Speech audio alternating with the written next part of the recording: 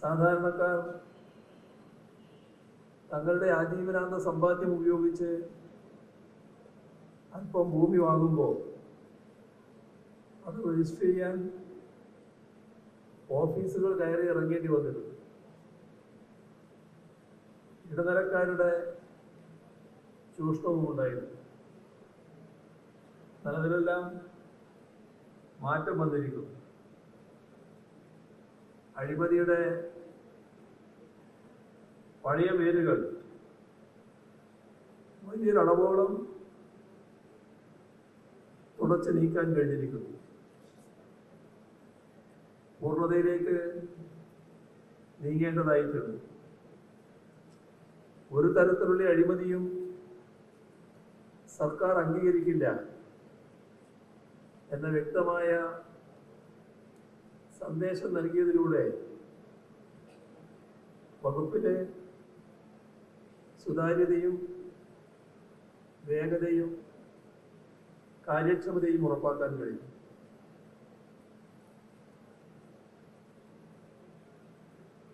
ആളുകളെ ദ്രോഹിച്ച് പണമുണ്ടാക്കുന്ന ജനവിരുദ്ധമായ നിലപാട് അനുവദിക്കില്ല എന്ന നിലപാടാണ് നേരത്തെ സ്വീകരിച്ചിട്ടുള്ളത്. ഒരു തരത്തിലുള്ള അഴിമതിയും അനുവദിക്കില്ല എന്നത് തന്നെയാണ് തുടരുന്ന നിലപാട്. നമ്മുടെ സംസ്ഥാനത്തെ അഴിമതികളുമായി ബന്ധപ്പെട്ട് കാര്യങ്ങൾ പരിശോധിച്ചാൽ ഈ കഴിഞ്ഞ ഒരു ദശാബ്ദക്കാലമായി അഴിമതി വലിയ തോതിലാണ് കുറച്ചു കൊണ്ടുവരാൻ കഴിയുന്നത്. അതിലേറ്റവും പ്രധാനം എല്ലാവർക്കും അവരവരുടെ ചുമതലയുടെ ഭാഗമായി നിർവഹിക്കേണ്ട കാര്യങ്ങൾ മറ്റേതെങ്കിലും തരത്തിലുള്ള സ്വാധീനത്തിന്റെ ഭാഗമായി നേടാൻ കഴിയില്ല എന്നുള്ളത് തന്നെയാണ്. പഴയ കാലത്ത്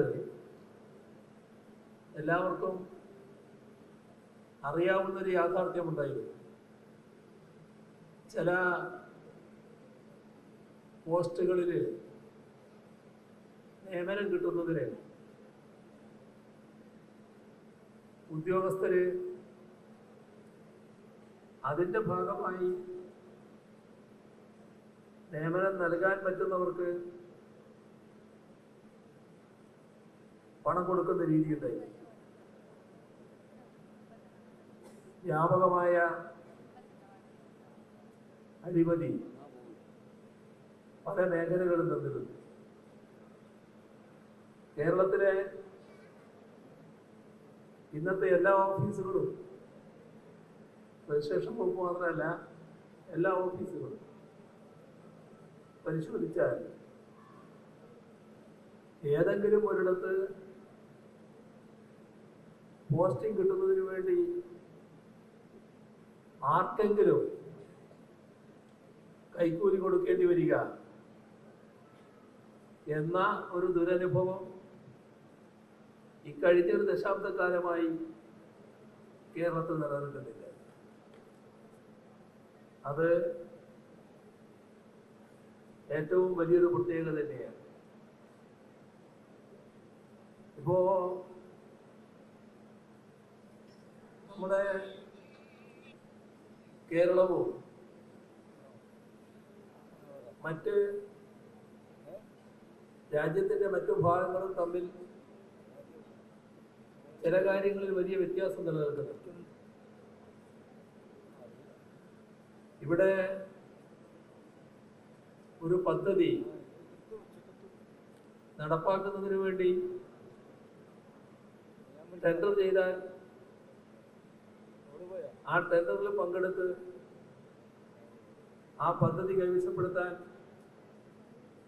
സാധാരണ ഒരു മത്സരം നടക്കും. മാനദണ്ഡമനുസരിച്ച് ആർക്കാണോ ഏത് സ്ഥാപനത്തിനാണോ അർഹത ലഭിക്കുന്നത് അവർക്ക് ആ പദ്ധതി നടത്താനുള്ള ചുമതല കിട്ടും. എന്നാൽ രാജ്യത്തിന്റെ മറ്റു പല ഭാഗങ്ങളിലും അംഗീകൃതമായ ചില സമ്പ്രദായങ്ങളിൽ ആ പദ്ധതിയുടെ മൊത്തം ചെലവായി വരുന്ന തുക എത്രയാണോ ആ എസ്റ്റിമേറ്റ് തുകയുടെ ഒരു നിശ്ചിത ശതമാനം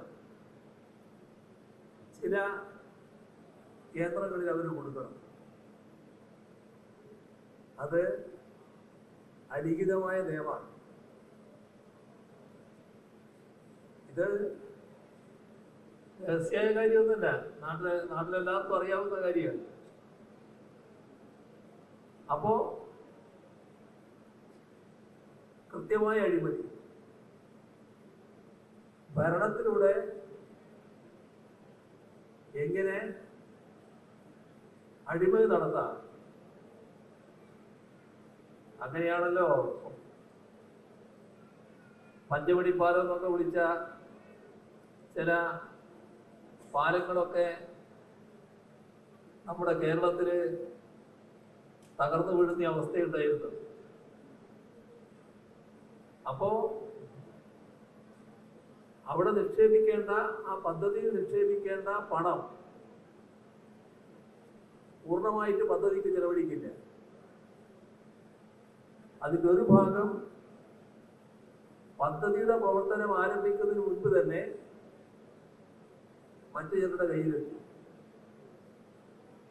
ഇത് പദ്ധതി ഏറ്റെടുത്തിയ ആൾക്ക് വല്ലാത്തൊരു വില നൽകുകയാണ്.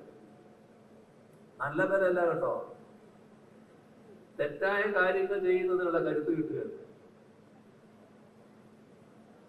അപ്പോ ആ പദ്ധതിക്ക് ചെലവഴിക്കേണ്ട പണം ബാക്കിയുള്ളതും ഇവർ ചെലവഴിക്കില്ല. ഇതൊക്കെ നമ്മുടെ രാജ്യത്തിന്റെ മറ്റു പല ഭാഗങ്ങളിലുമുള്ള അനുഭവമാണ്. കേരളത്തിലും നിറനിർന്ന അനുഭവമായി.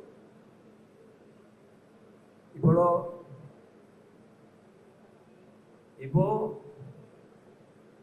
എത്രയാണോ പദ്ധതിയുടെ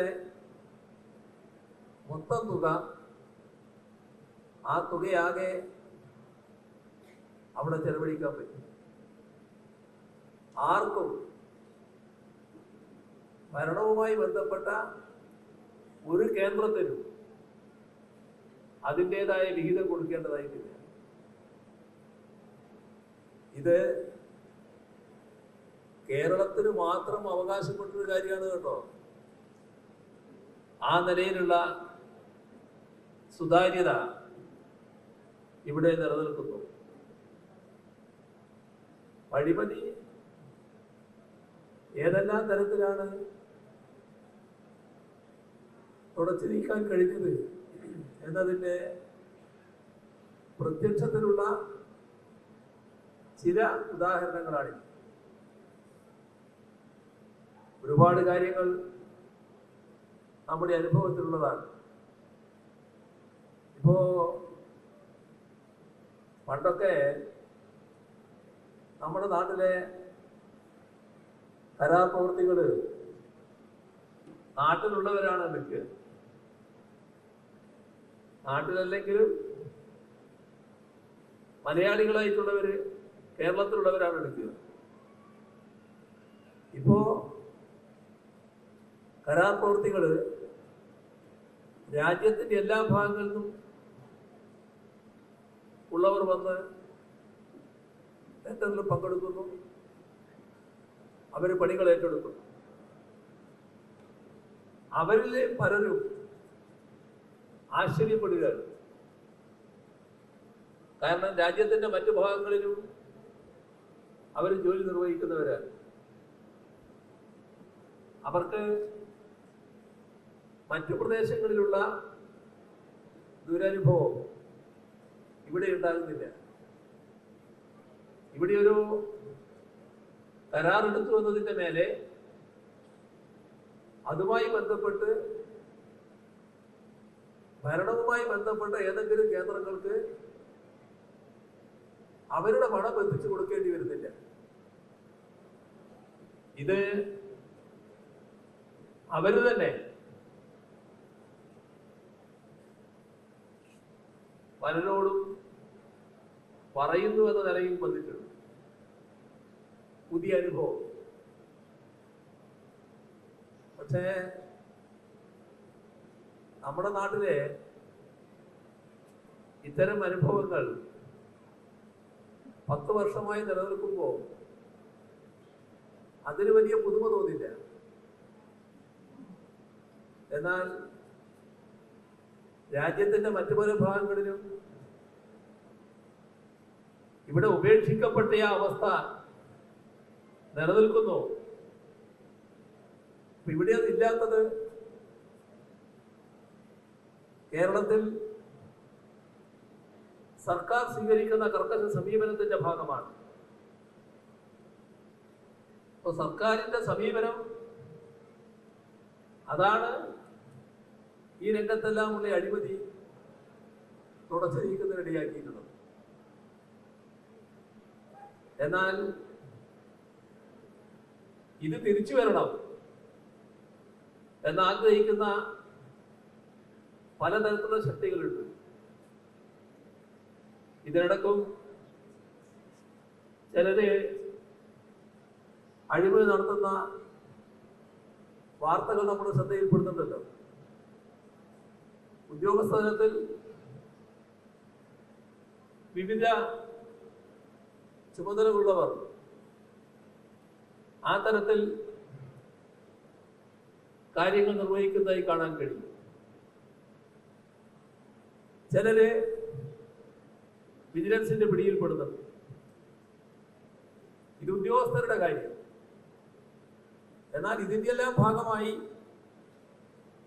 ഇതിന്റെ ആ അവസരം അതൊരു സുവർണാവസരമായിട്ടാണ് അവർ കാണുന്നത്. ആ അവസരം നഷ്ടപ്പെട്ടവരുണ്ട്. ആ നഷ്ടപ്പെട്ടവര് എങ്ങനെയെങ്കിലും ഈ അവസരം ഇനിയും ലഭിക്കണം, അപ്പൊ അതിനുള്ള അവസരം തിരിച്ചു പിടിക്കണം എന്ന് ചിന്തിക്കുന്നവരെയും വരുന്നുണ്ട്.